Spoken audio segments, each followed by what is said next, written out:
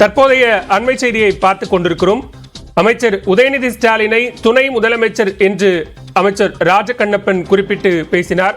ராமநாதபுரத்தில் தமிழ் புதல்வன் திட்ட தொடக்க நிகழ்ச்சியில் பேசிய அமைச்சர் துணை முதலமைச்சர் என்று குறிப்பிட்ட அந்த காட்சிகளை தற்போது பார்க்கலாம்.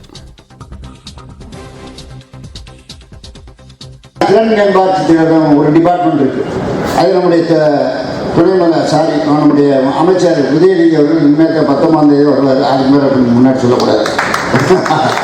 அதனால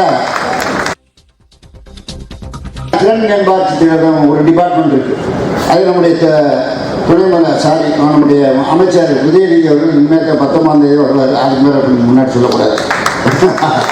அதனால